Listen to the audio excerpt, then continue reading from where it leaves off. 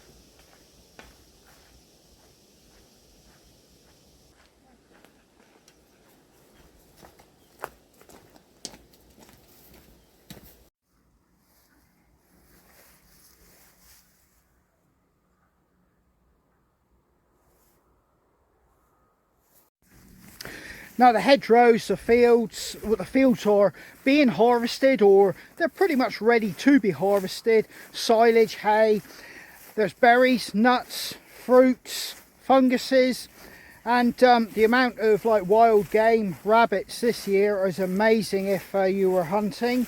But in any case, the whole system seems to be coming to fruition. Nature's totally full of abundance this year, and dare I say it, a little bit early. One of the old boys I talked to in the village kind of made the reference that because the nuts and berries are out, as he would say, pretty much a little bit early, he reckons we're in for a hard winter.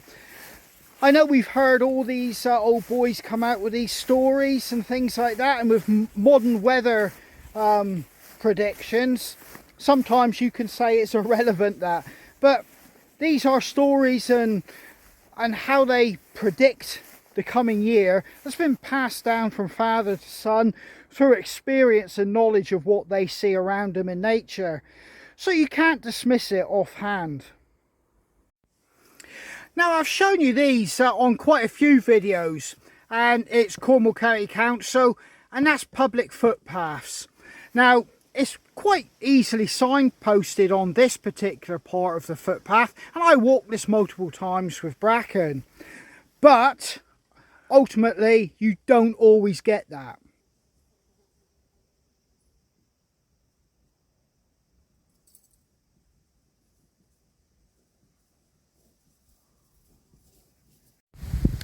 So I've left the familiar footpath me and Bracken walk up to 3 times a day if it's a good day for him to be out on that footpath. And we're on a lane that I know quite well, and it goes to many other footpaths. But it also takes me to the entrance down to the missing link, that footpath that I have not used all these years or even known about. So we'll plod along this lane, and I'll show you from there. So we've now reached the spot where, at this little junction here where the grass triangle is, the road swings on around to the main road, and there's a little track that goes down to a little hamlet. That's where we'll be going to join the footpath. And there's no signage, nothing, so if you didn't know it was there, you wouldn't know it was there. Now down this track there is about half a dozen properties, and the manor being the most prominent of them all. Now I was aware that this track sees probably very little footfall with hikers and walkers, so I did my actual best to try not stand out and make myself too noticeable by waving a phone around too much. Now if you're an inexperienced footpath user, you may actually think that you didn't actually have access to this particular footpath or track. Now I've done no real research, but I'm guessing because there is a small manor down here that it probably all belonged to them, and this would have been a service road to that small manor, and the footpath ran through it for the workers to gain access to the old manor and indeed go on, because if you followed the footpaths that I've just come down, you come to a group of churches, Methodist, and you know, that would have obviously led them to their places of worship as well. Now this track is a beautiful track, it's well kept, and there's still hints of old vegetation, plants and shrubs that perhaps were planted in its heyday. But there's many properties that branch off to the side now, and I presume lots of the buildings have been converted from what would have been agricultural buildings. But it's very pleasant, the sun is coming through the trees, the branches, there's just a little hint of wind, and we're actually making our way down to the footpath. This is not the footpath, this is still actually the service road. Now this little hamlet must be a pretty special place to live if you could afford to live here, because it's effectively cut off from the outside world and the only access to it is via this little service road, which just gives it that very special feel of being secluded and not part of what is happening outside in the wider world.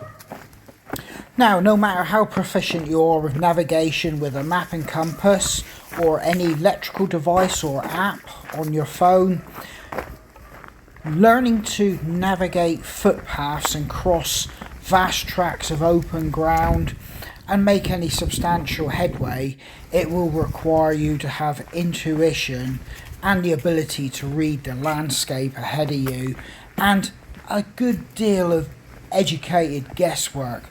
Otherwise, you are stuck.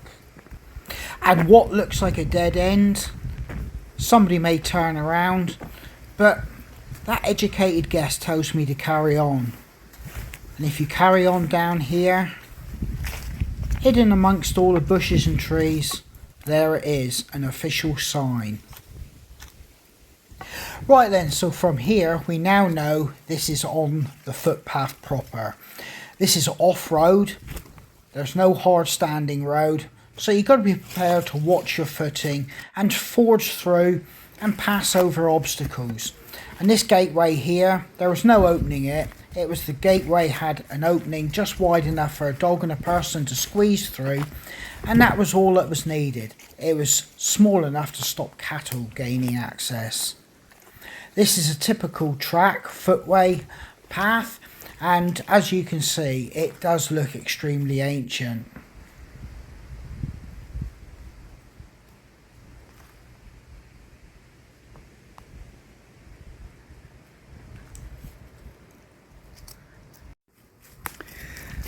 So yeah, what's so special about this footpath is that the one I used to get to another village down the road, I ultimately go down a hill and got to come up a very sharp steep one before I can access it. This footpath allows me to just keep taking a gentle stroll down into that village before I make my way into the more used footpaths by myself.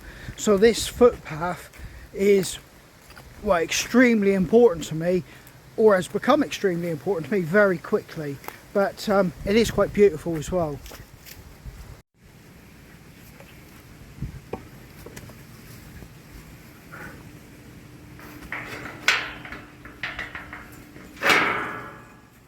Go on.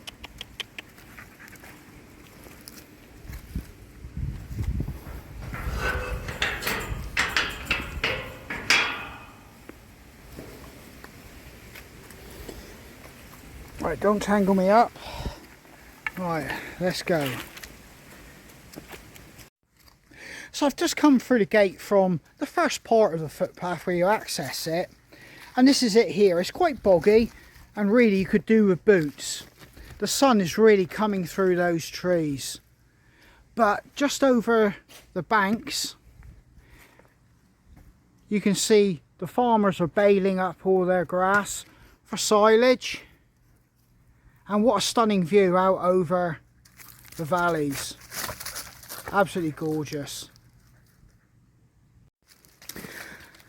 And actually for a footpath, this is quite wide. You could easily get 3 cars along here. It is really wide. And we've just been past the stream and he decides to drink out of a dirty puddle. You can't help that dog. Go on, let's find you a stream. But in any case, yeah, this is one of the widest footpaths I think I've ever been on. So I'm guessing they must have had a lot of traffic from like horse-drawn carts and wagons up here. But it's absolutely beautiful. It's got that feel of like timelessness to it. And that's what these footpaths are all about. Now coming up this shallow bank, I'll just climb on top of it and look out here. Well, you can see the bales, and I think you can just about see the manor house down there in the corner. Well, if you look around over there, those trees on the skyline, there is actually a lane that runs down there, and I walk on that one and look across here, and for years I never knew this footpath existed. But as you can see, it goes downhill and it will continue to a very sharp climb back out of it. Well, on this footpath here, I've got a shallow little push up over here, and then what I don't have to do is climb out of a valley. I actually get to gently walk down it. You can see an old granite gate post there with the hinge still there actually embedded, and there would have been a gateway here to get out into that field. There's tractors actually in there operating now, but you might not hear them over the wind. The wind has really picked up. But as with a lot of footpaths, well, like this, when they're in between fields and they got high steep hedges, it can become a sunken mud bath. And I've got to try and get through this now. Come on, Bracken. Come on. As you can see, I don't want to get too filthy. It only goes on for a little while. Bracken, come on, down here. Come on, let's go. Let's get out of this mud. Yep. Come on. Let's go. Go. Find a path. One that I can walk through. Come on. It is boggy. Looks like we come to some higher ground up here. Keep going. Keep going. Keep going. Come on, push through. Come on. Get under here. Come on. Keep going. Now look at my feet. Absolutely caked in mud. Could have done with welly boots. But I've got good solid dry boots. My feet ain't wet. And that mud will clean off when we get to the grass. You're not liking putting your feet in this, are you, Bracken? You're sinking. Come on, keep going. Let's pull through this. There's grass up there. Come on, keep going. Keep going. This would be a total bog fest after real heavy rain. Go on this side. Right, I think we've made it through this bit of the footpath. Here. Well, we've made it through that tunnel of mud, and we're in a bit of an opening here. And I have wondered whether I could get away with doing a wild camp pitched up over here. As a field system over the hedge, you know, there's no requirement for you to come in here, you know, as a landowner. So I've just already scouted a wild camping spot. Yeah, it's pretty overgrown in here, so we're going to make our way down through the track a little bit more and see if it cleans my boots off.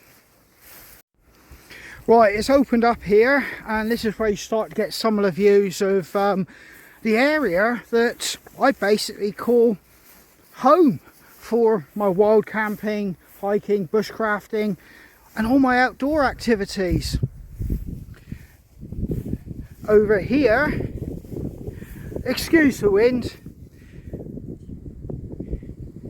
you can see the moors over there.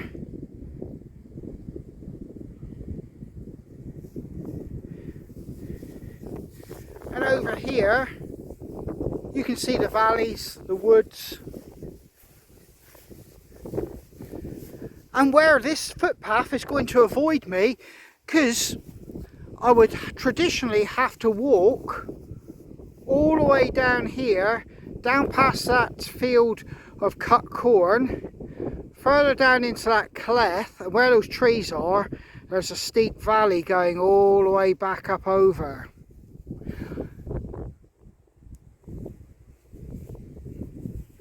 Following this path, I actually avoid doing that.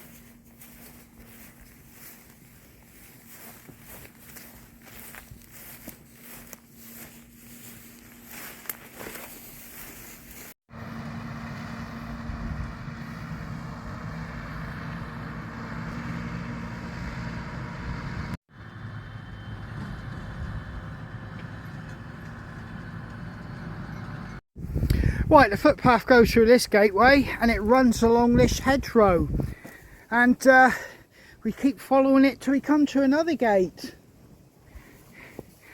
But I can't stop thinking about that valley I would have had to come up. I've got to go up it in a minute, but before I start a hike or go for a wild camp, I'm traditionally having to hit a very steep hill straight off the word go. And here we go, straight through this one. And yet again, more farm work over there, but we've got to head straight down through here. They're doing a lot of baling up here. What a fantastic view from here though. What a fantastic view.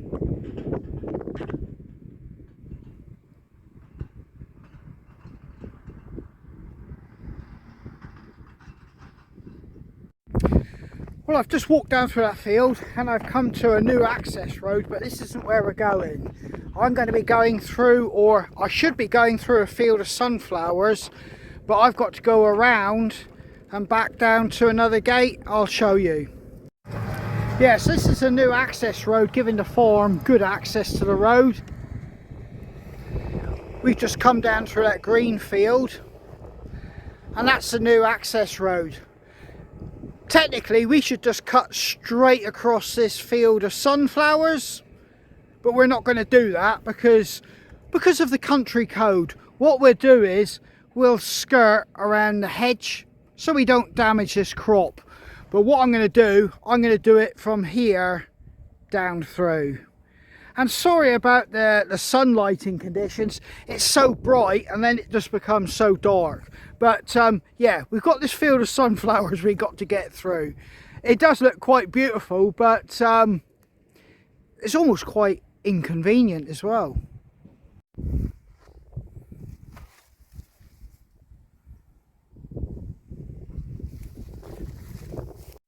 Yeah, there's nothing stopping me just walking out of there, to be honest with you. The gate's open, it's usually padlocked, but I will stick to the footpath. Doesn't that sea of sunflowers look absolutely gorgeous?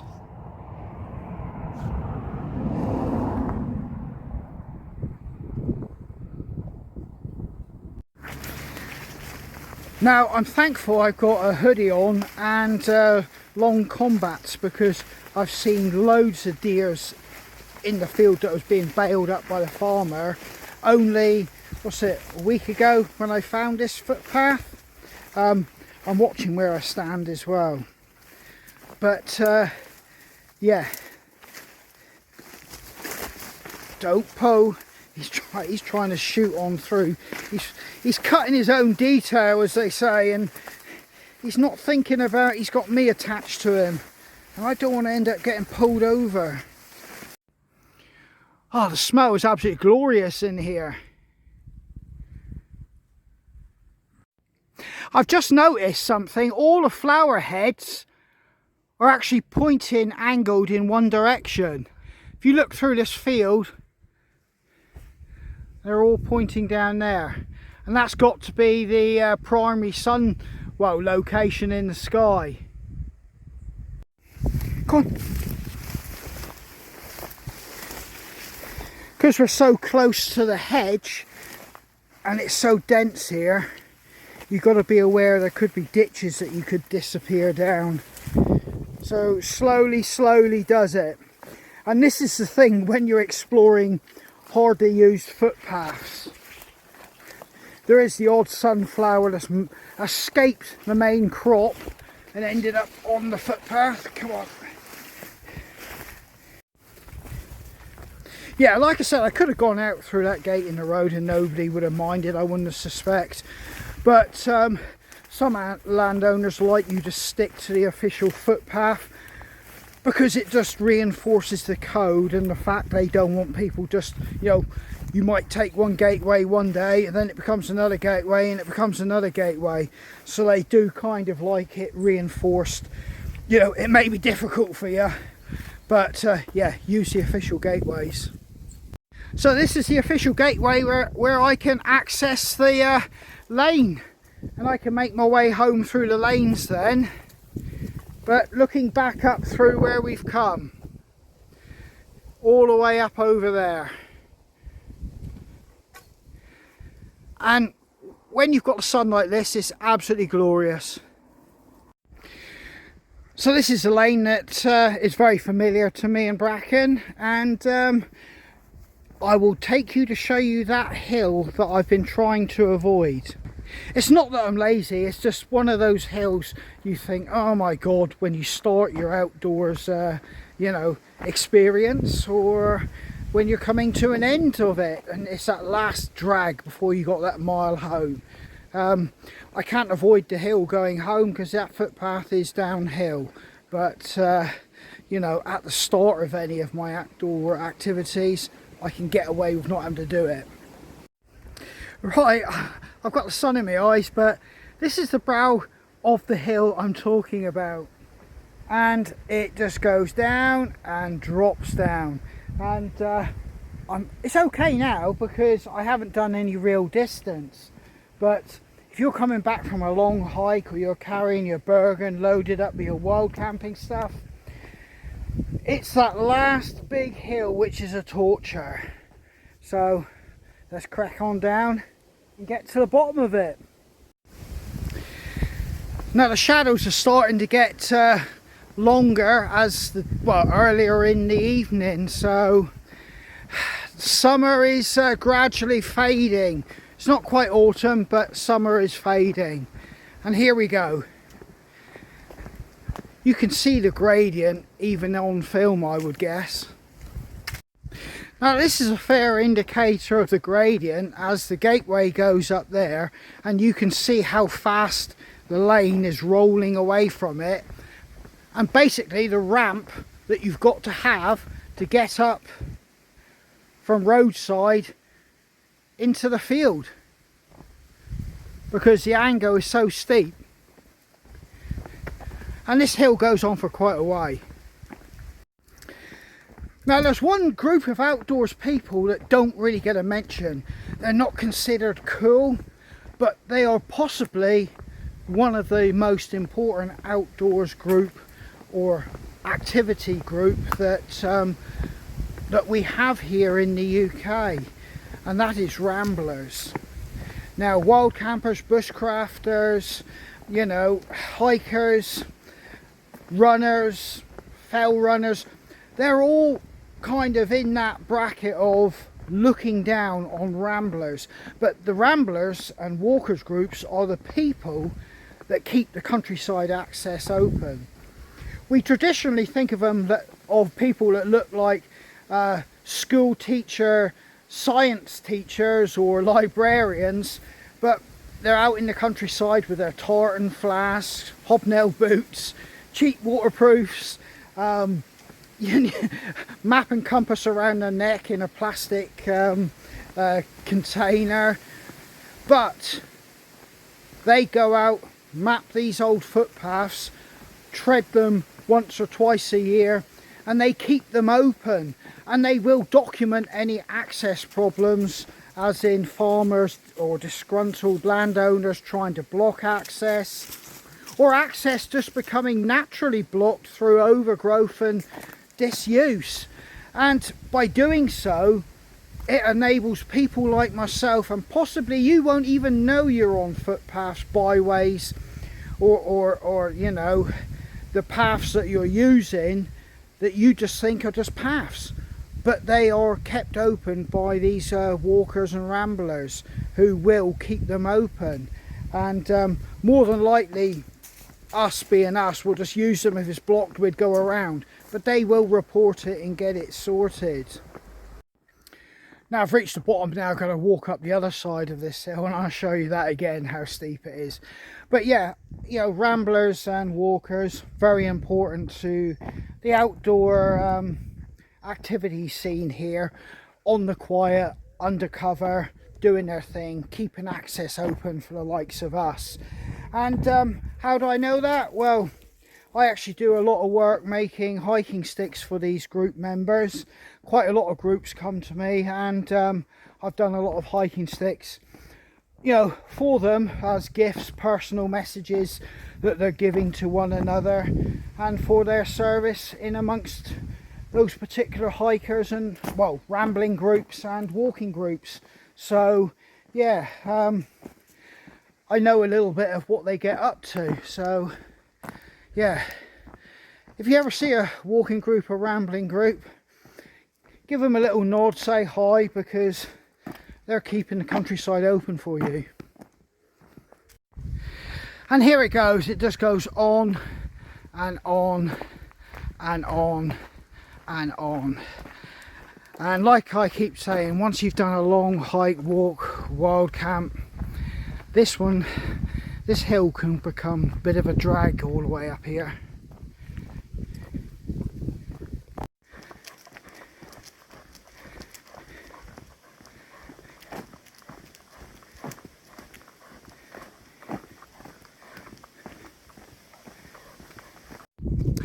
So earlier we were walking on that footpath over the top of that hill, looking back in this direction, and you can see what I mean. It cuts out a lot of distance and the hills. Well, sorry about the wind noise in this video, it was just something I can't avoid. And thanks for coming along on this little look-see at a footpath that's remained hidden from me, elusive, and I would gather it's probably hardly ever walked anyway by anybody else. So I'm glad it's there. It's going to save me a lot of time, a lot of energy on my outward journey to any of my explorations and adventures. And I'm glad to share it with you, and I'm glad you came along. So this is Andy from Hidden Valley Footpaths, and it really was a Hidden Valley footpath. Thank you very much. See you again. Take care. Stay safe.